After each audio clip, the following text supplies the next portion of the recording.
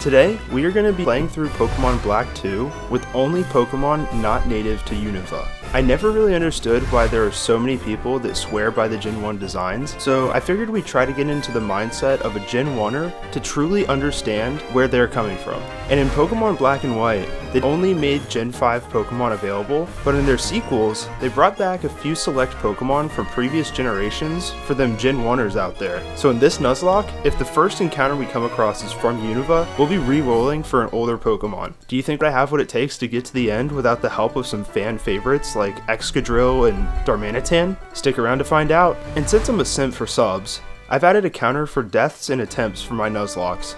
And with that, let the Nuzlocke begin.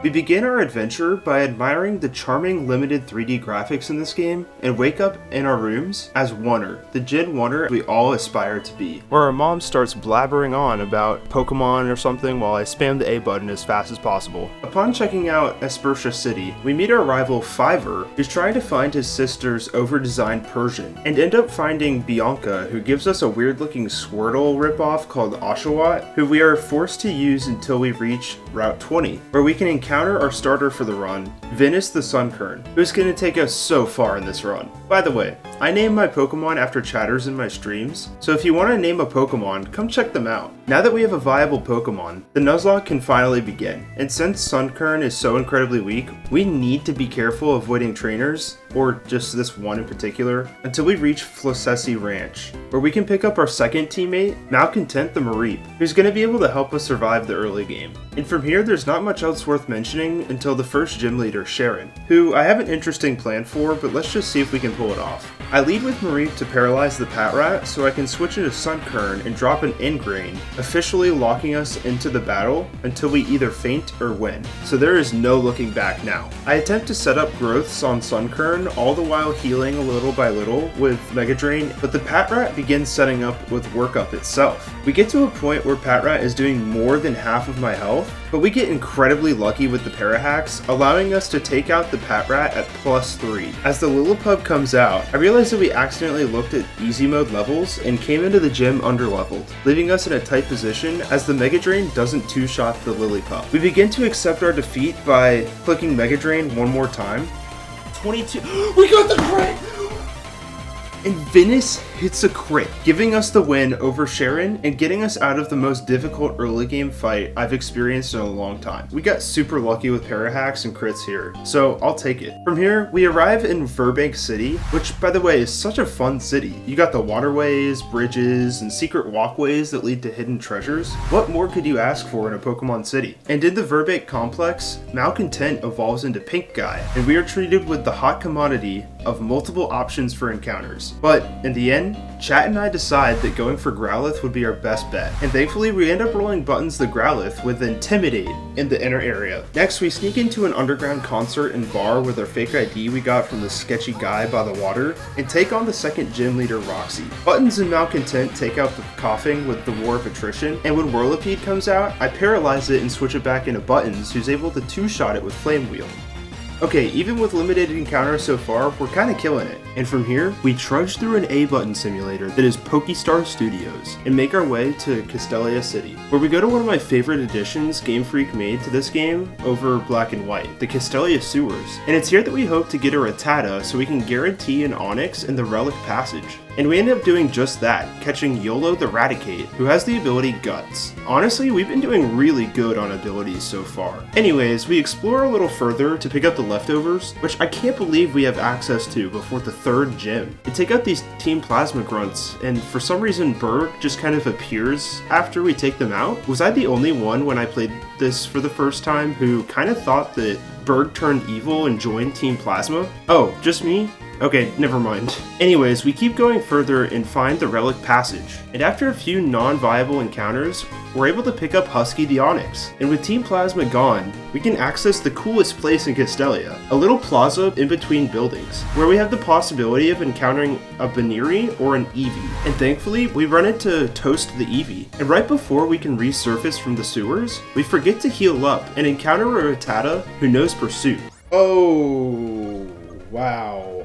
Should I try to run? No, no, no, no. So yeah, looking back on this now, I realize I probably should have just attempted to switch out rather than running away, but hindsight is 2020. The thing that makes me the most upset is the upcoming route is where we get the Sunstone, so we just barely missed out on evolving our Venice. But overall, I think she did her part against Charon, so we'll let her rest in peace on the farm. We realized that Route 4 after Castelia City doesn't have a non-Gen 5 Pokemon, so we decided to take on the next gym leader, Berg. He leads Swadloon, so I one-shot it with buttons. And in comes Dwebble, so we switch in our newly caught Husky to Rock Tomb it twice. But it out-damages us, causing us to switch into YOLO, not realizing it would heal. Thankfully, on the following turn, Crunch gets a crit, doing over half. So we're able to out-damage the Hermit Crab. Leavanny is up next, so I hit it with 2 Hyper Fangs before switching back into Buttons, who's able to take it out, giving us our 3rd badge of the run. Things are looking good, and they begin to look even better because on our way to the next city, we find a wide lens to give to Onyx for those pesky rock-type moves with low accuracy. And as far as new encounters go, we can get a Trapinch in the Desert Resort if we avoid any encounter there until catching a Sandshrew in the Relic Castle. Now, alternatively, we can try to go for the Sandshrew in Desert Resort, giving us a guaranteed ball toy in the Relic Castle once we get to the entrance in Driftvale City, but I decide that Flygon is probably better for the run overall than Claydol. So we pick up Faye the Sandshrew, who immediately evolves into Sandslash, and Kai the Trapinch. With our new team members in hand, we arrive at Nimbasa City, where we can head east to skip Route 16, as there are only Unovan Pokemon here, to Lostlorn Forest, where we can potentially pick up Roselia, Combee, or Heracross. And while Heracross would be good, I realized that in the Rustling Grass, we can find either Roserade or Vespiquen. So I decide to skip out on the chance of Heracross in the normal grass due to the risk of getting a male Combee, and go for the Rustling Grass, where we end up rolling a Beatrix the Vespiquen, which is a Pokemon I simply have never used before, so that's exciting. And with Route 5 also not having any viable encounters for us, there was nothing left between us and the next gym leader, Elisa. So we walk the runway and take her on, sending out Husky and setting up the Stealth Rocks, while Husky's massive defense shields her from anything crazy, allowing her to take out the Emolga with 2 Rock Tombs. In comes Flaffy, and without a ground type move, we are forced to take it out with 3 Rock Tombs, taking minimal damage along the way. And finally, out comes the Zebstrika. We land another Rock Tomb to lower her speed before switching out on a pursuit to the newly evolved Kai, who's able to take it out with a single dig, winning us the badge. With that, it was time to continue on to Driftvale City, and in order to cross the bridge, we have to take on the only mandatory rotation battle in the game, against motorcyclist Charles, who honestly goes down pretty easily, giving us access to the best music in the game. From here, we go ahead and grab the solution to the exam that is Clay, being B. France the Merrill on Route 6, and we continue with our good ability fortune and roll one with huge power, and that's really all we can do before the gym. So we glide into Clay's underground dwelling and lead with our newly evolved B. France into the fight. First up is Krokorok with Intimidate, who goes for a Torment while I one-shot it with Aqua Tail. Out comes Sandslash, and because I'm under Torrent, I set up an Aqua Ring. Sandslash starts racking up on Fury Cutters while I hit it with Aqua Tail, just barely missing the kill. So I switch out to reset the Intimidate drop into Toast, who gets off 2 charms while the Sandslash sets up a rollout. Now feeling the pressure from rollout, I switch back into B. France, who's able to take it out with a single Aqua Tail. Finally, the beast Excadrill comes out, and feeling scared, I go ahead and just send it, clicking Aqua Tail, hoping for the Oko. Excadrill comes out flying with a slash that thankfully doesn't crit, and the Aqua Tail lands and takes it out. Alright, and that's Clay defeated. 5 gyms in, and I couldn't be feeling better. Following the battle, I enter the Pokemon World Tournament and do all those shenanigans before continuing on through Route 6, finding Mistralton Cave, where we can run into our next encounter, Ravenfem the Aeron, who will be a nice surprise tool for later. In Chargestone Cave, we grab another fun encounter in Magnus the Nosepass. Deeper in the cave, we finally pick up a Metal Coat, allowing ourselves to evolve Husky the Steelix. Exiting the cave, we arrive in Mistralton City, where we get 2 more encounters before the gym. On Route 7, we pick up Mitchell the Seviper, and in the Celestial Tower, we found ourselves Juan the Golbat, who immediately evolves out of sheer friendship into Crobat, and it's here that we finally decide to evolve Toast into Umbreon. Now there's really not much to do besides take on Skyla, who I have a feeling we can take on pretty easily. She sends out her Woobat, who Toast is able to take out after 2 feint attacks. When the Swanna comes out, I go for a Moonlight while she misses her move, allowing me to switch into Malkin 10, taking a Feather Dance, who performs a brilliant 5D chess move and slow Volt switches, which kills the Swanna. Knowing that her last Pokemon to send out is Skarmory, I switch into Buttons, who takes it out with 2 Fire Fangs, winning us the badge. And before we take the plane across the country with the professor, we do something I've never done before. Apparently, after you beat Skyla, if you talk to this kid in the city, it activates a tiny side quest as he tells you that he dropped the TM for Aerial Ace in the airfield. And if you go to the airfield, there's a Pokeball that will appear in the bottom left corner that wasn't there before. And when we pick it up, it's none other than the TM for Aerial Ace. The boy comes and talks to you after, telling you to keep it. I really wish Pokemon did this kind of stuff more often. It's a fun way to motivate players to check what NPCs are up to in towns. Anyways, we take a plane to Lentimus Town, where we can traverse to Reversal Mountain, wow that's a mouthful, finding ourselves a wild double battle in Skarmory and Drifblim. And for these, I'm allowing myself to choose the encounter I want, assuming I'm able to kill the correct Mon. So I offer Skarmory, and thankfully I'm able to catch it, naming her Raphael. Deeper in the mountain base is the Strange House, where we find that one showdown guy, the Banette. And with that, we're able to roll through Reversal Mountain with Bianca and end up in Undella Town, where we can pick up a few more encounters in Undella Town, Undella Bay, Route 14, and Route 13. We decide that because we don't have a Remoraid to evolve the newly caught Thomas the Mantike, we'll give him an Eviolite and a time in the Spotlight. But while we're exploring Route 13, I accidentally run into a trainer who sends out a Girder. Thinking that Thomas has this in the bag, I immediately strike it with an Air Slash, but it just barely misses out on the kill. Meanwhile, the Girder pulls out a crit Rock Slide, OHKOing Thomas. Well, yeah, that meme lasted a good while there. But anyways, after exploring the rest of the route, we say hi to Cobalion and continue on through Lacanosa Town, where we get trauma dumped and take on an easy double battle. From here, we realize that on the next route, because we caught Beatrix the Vespiquen earlier on in the run, we can use Dupe's Claws on any possible Combee we find on the route, giving us another shot at Heracross. But we ended up rolling Tumis the Roselia instead. And while in the process of catching this guy, I end up making a terrible switch that sadly cost me a death in Rockman. Anyways, there's not much left to do before going into the next town. Oh, what? Who are you? You won't let me break your win streak of 999? Uh-oh.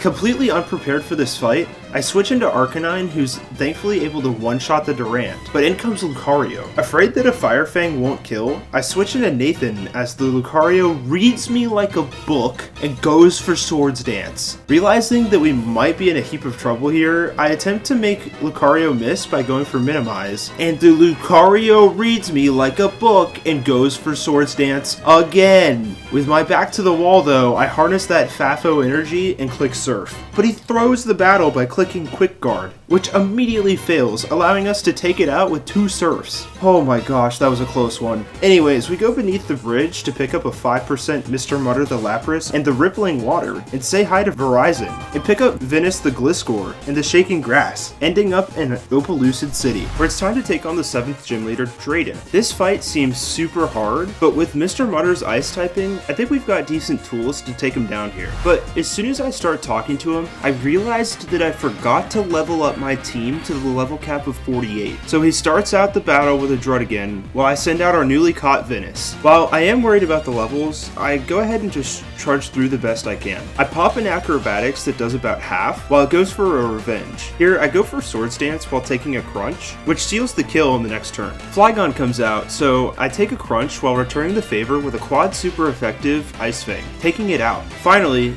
Haxorus comes out, and with Venus already being in the deep yellow, I figured I need to switch him out. I bring in Raphael, only to be switched back out with Dragon Tail, which brings B. France in. Here, I decide that switching back to Raphael would be best, and unfortunately, the Haxorus goes for Dragon Dance. With Raphael being so tanky, I go ahead and go for a Steel Wing to give it some damage, and it goes for Dragon Dance again. You wouldn't believe what Haxorus goes for on the next turn, while I try to set up my own little Swords Dance. Here, I decide to fly, while Haxorus gets to +4. Raphael swoops down for the fly, but freaking misses, taking a huge dragon tail. And we kind of get insanely lucky as it brings out our newly caught Mr. Mutter. With not many options remaining, I decide to hit it with Ice Shard, which doesn't get the kill. And the Citrus Berry procs, as Haxorus one-shots Mr. Mutter into the ground. With not much time to think, I bring in Ravenfem, who's now fully evolved into an Aggron. The Haxorus must not kill at +4, so it decides to Dragon Dance again, allowing us to get an Iron Head in, putting it into heal range. So on the next turn, Drayden heals the Haxorus, and the Iron Head brings it back down to about half. Haxorus then gets greedy by going for a 6th Dragon Dance, while the Iron Head brings him back to the red. And for some reason, on the next turn, Drayden goes for a quad resisted slash, allowing us to win the badge. Holy crap, we did not play that cleanly at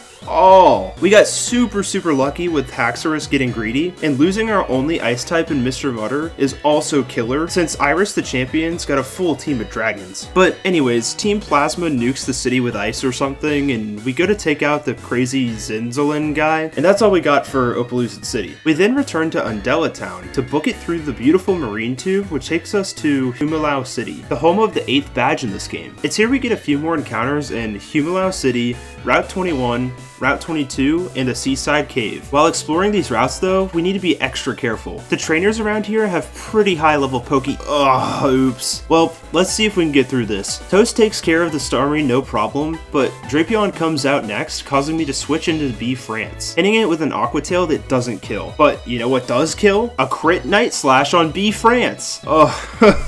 Wow, we really need to slow down here. Losing B France is actually super bad here, as he was definitely coming to the Elite Four. But with that out of the way, it was time for the gym. Marlin opens up with a Caracosta, so Malcontent wraps a fat discharge, proccing it sturdy, but the discharge paralyzes the bulky turtle and fully paralyzes him. Knowing Marlin will heal, I rip a second discharge, putting him back to where he was before, and then take him out. Wailord then comes out, only to be knocked back down with another discharge, causing Jellicent to come out flying, hitting a crit Scald that also gets the burn while I rip a not so fat discharge. Wishing I went for Volt Switch instead, I end up switching to Toast, who gets off a Shadow Ball before Jellicent recovers. We go back and forth for a bit before realizing it's out damaging me, so I switch to Tumis, hitting it with Toxic. Knowing it can't do too much to damage me, I decide to lock myself in with Petal Dance, which ends up taking it out. Nice job, Tumis. Even though it wasn't my best performance, it went off a lot more smoothly than the last gym, and without any deaths too, so we'll take it. With all 8 badges now in hand, it's time to take on Team Plasma one last time. Before entering their flying ship from Neverland, we have a pretty good chance for a cool encounter in the Giant Chasm. In the Crater Forest area, we have an equal chance of running into a Clefable, Mamoswine, or Metagross in the rustling grass. And with 2 of the 3 options being pretty great for us, we decide to go for it, ending up with Kato the Mamoswine, who, while is a great mon to have, Metagross would have been pretty sweet on the E4 team. Anyways, it's time to face Colress for the final time, and this guy has a freaking scary team, but I think we can handle it. I'm able to deal with the first half of his team without any problems, but once the Metang comes out, I realize I'm in a bit of a pickle with Toast on the field. I attempt to keep Toast alive with Moonlights, but I realize that getting a clean switch is probably pretty valuable to take this guy down. So Metang takes down Toast with a Meteor Rash, which honestly is a really bad decision by me, because I cannot stress enough how bad losing our only Dark type is for the Elite Four. But anyways, we're able to take out the Metang, finishing the fight. That was a complete and utter misplay by me. I think it would have been possible to save Umbreon, but our team was pretty bent out of shape by the time the battle was over, so I just keep on trucking. It's here that I begin planning for the Getsus fight, as I know it'll be a hard puzzle to crack. So I end stream so I can think of a plan before the next one. And by the time the next stream begins, I have a foolproof plan. Well, for the most part. Ravenfim is going to take care of the dragon, while Raphael will kind of just focus on the rest. So I enter the cave with Ravenfim, leading the pack, and I see a funny little dust cloud. Thinking I'll probably get a nice gem to use in the fight, I attempt to grab it, only to realize that it was actually an Excadrill as I throw in my quad weak Ravenfim, who is vital for the upcoming fight. I try to click the run button, but I can't get away, and I see the word Earthquake appear on my screen as my life flashes before my eyes.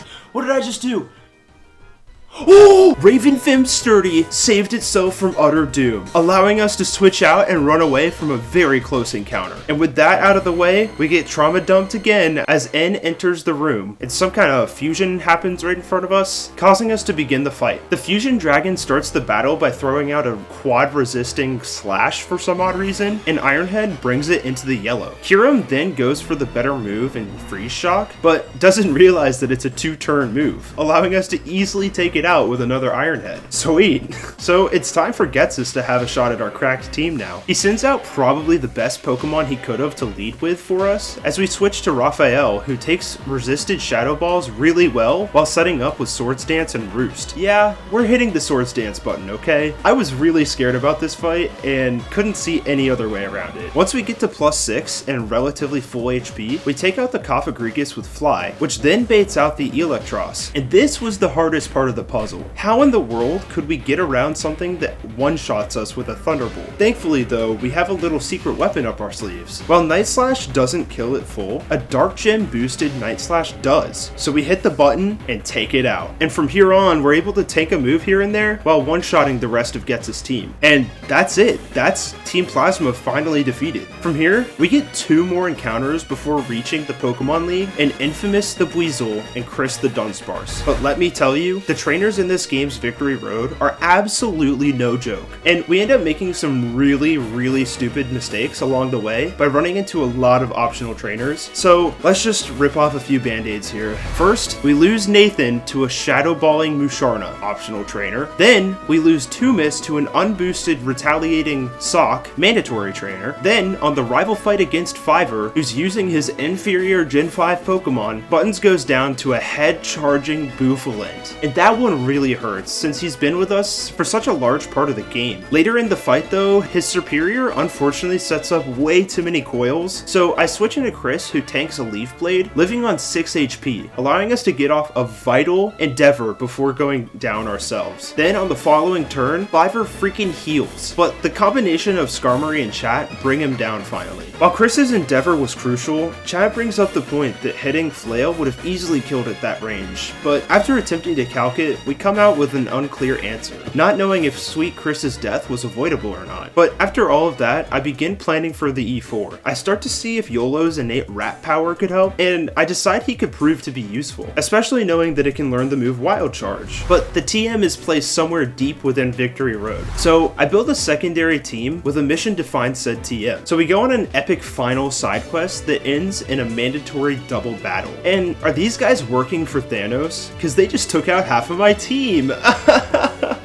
Why did I do this to myself? I'm actually throwing at the finish line here, guys. Anyways, we grab the TM and teach it to YOLO for some added rat power. I hope it's worth the 3 deaths it costed us. Anyways, we finish planning for the E4 and end up with a team consisting of YOLO the Raticate, Venus the Gliscor, Raphael the Skarmory, Ravenfim the Aggron, Beatrix the Vespiquen, and Infamous the Floatzel. Wait, what the hell is a Vespiquen doing on my E4 team? Is that right? Yeah, I wrote it down in the script. What in the world was I on in this stream? Why did chat let me cook? Anyways, in this game, you can challenge the Elite Four in any order you want, but here, I decided to go with Chantal first, hoping that our Ghost immunity and YOLO would help take us through. I send him out going for Swords Dance, but the Cofagrigus does the unthinkable and gets a Spadef drop on Psychic. Knowing that on top of burn damage, there is no chance I live another hit. So, I strap in and go for a +2 Guts boosted super effective Crunch, and it doesn't kill. And to make matters worse, even if we killed it, the Mummy would have procced, getting rid of our Guts ability, making this setup pretty much pointless, bringing Raticate into the ground. Well, that's certainly not the best way to start the Elite Four, but let's see if we can bring it back here. And remember how I sweeped Getsus, who started with the Cofagrigus too? I do the complete opposite thing, not realizing a heal is imminent, bringing in Infamous, who crunches it after the heal. From here, I finally remember the Getsus fight, and bring in Raphael, taking a Shadow Ball.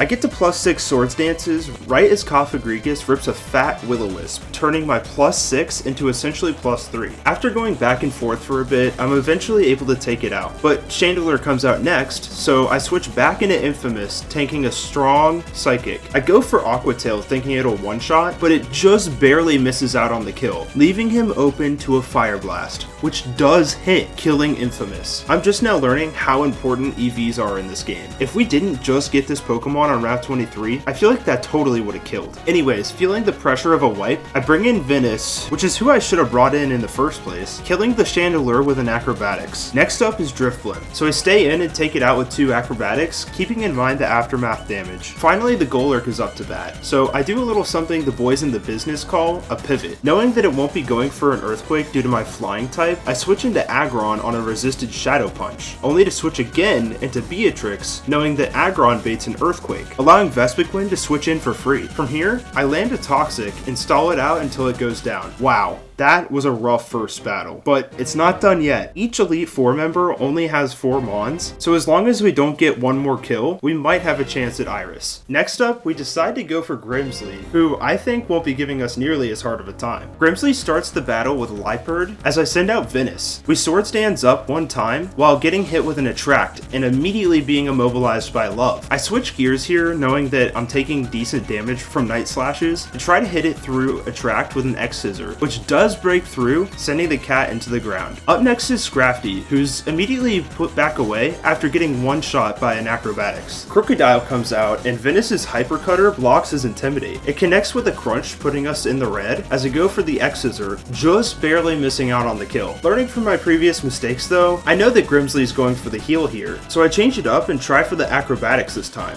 grabbing the kill. Finally, the Bisharp enters the field, so I switch into Ravenfim, who's able to tank 2 Metal Claws while one-shotting it with a Brick Break. Yeah, that went way better than the first time. Let's see if we can continue to fight here though, as we go for Marshall next. Marshall starts the battle with Throw, while we send out our God tier Venus. I set up a Swords Dance while I tank the Rock Tomb that does end up getting a speed drop, so in fear of getting our speed lowered further, we decide to go ahead and drop the Throw with an Acrobatics, which baits out the Conkeldurr. Thankfully though, +2 Acrobatics is enough to take it out before it even gets a chance to fight. Next in the ring is Mienshao, and because of the speed drop, it outspeeds, landing the high jump kick. But we end up taking it out with Acrobatics too. Last out is Sock. So we go ahead and click Acrobatics as its Sturdy activates and follows it up with a Rock Slide, putting us at dangerous health levels. Knowing the heal is coming though, I put it right back to 1 HP with another Acrobatics and then switch to Raphael on the incoming Rock Slide while the Rocky Helmet procs, bringing it down and winning us the fight. Okay, 3 members down, only 1 more to go before the champion fight. We can do this. We approach Caitlyn, who starts the battle with a Musharna as I again send out the All-Star Venus. Knowing this thing will want to put me to sleep as soon as possible, I make use of the bug gem I equipped and rip an X-Scissor, putting her in the yellow while I get hit with a Yawn. From here, I take it out with Acrobatics, which forces me to sleep. Sigilyph comes out next, and with an Ice Beam, most likely locked in, I'm forced to switch out into Ravenfim to tank a hit. I hold on the following Psychic while getting a clean Ice Punch off, putting it in the deep yellow. Hoping that it's in heal range though, I go for a second Ice Punch, fishing for the freeze. From this range, a crit Psychic kills, so I strap in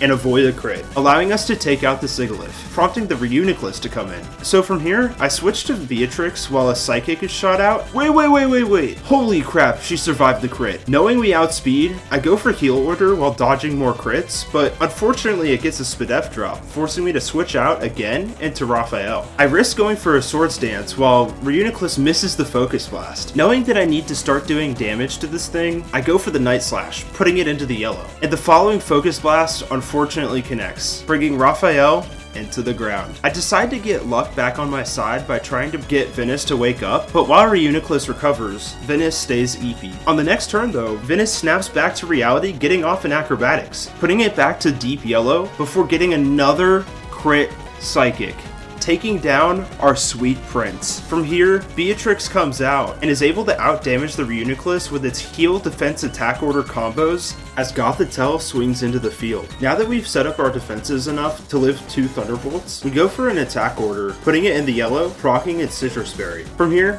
we win the War of Attrition, but it was just too late to save our fallen comrades. Losing both Raphael and Venice really hurt. These two have been sweeping the league thus far, and now that we only have 2 Pokemon that remain, it's hard to see how we can get past the champion. Nonetheless, we gotta play to our outs and avenge our teammates that have sacrificed so much for us. So, with Beatrix in my right hand and Ravenfim in my left, we climb the stairs and lock eyes with the champion of the Pokemon League, Iris the Dragon Master, and begin the fight. Iris sends out her Hydreigon, while Ravenfim jumps out of its Pokeball. Thinking that a flamethrower that barely doesn't 2-shot me is about to be sent out, I go for an Ice Punch. But the darn dragon sends out a Surf that leaves me with 9 HP. I totally got my type matchups wrong, thinking that Steel resisted water. And while the Ice Punch puts Hydreigon in the yellow, there's nothing else Raven can do here. So I let Raven down easy as the following Surf comes out, sending another one of our best into the ground. Now all I had left was Beatrix, a simple encounter I got earlier in the game to give me hope for a Heracross later, but has proven herself to be just as deserving to be here in this fight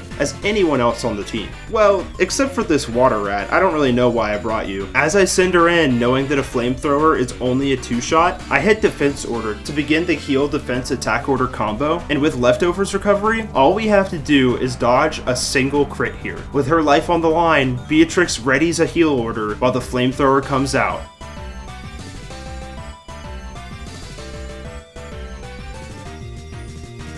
Unfortunately, the Hydreigon finds the 1 in 16 roll that gets the crit, taking down Beatrix and ending the run. I am absolutely dumbfounded that I have to sit here having lost to yet another champion fight, becoming so close to winning my first Nuzlocke on this channel. But yet, I'm happy for the time I've spent with my Pokemon along the way. While doing this run, I got the opportunity to use a lot of Pokemon that I've never used before, and have a newfound love for some of these numbskulls. But with our sights set on the next adventure, I think you'll find that our luck might go another way this time. Anyways, thank you guys so much for watching this video, and if you liked what you saw, consider subscribing. More Fixing Gym Leader Team videos are in the works. I just want to mention that I started a channel membership thingy, so if you're interested in that, check out the join button by my channel name. I also want to thank the first members that have already decided to join, and that's HARDMODE Lore and Kai. But anyways, that's going to be it for today. I've been O Creations, and thanks again for watching.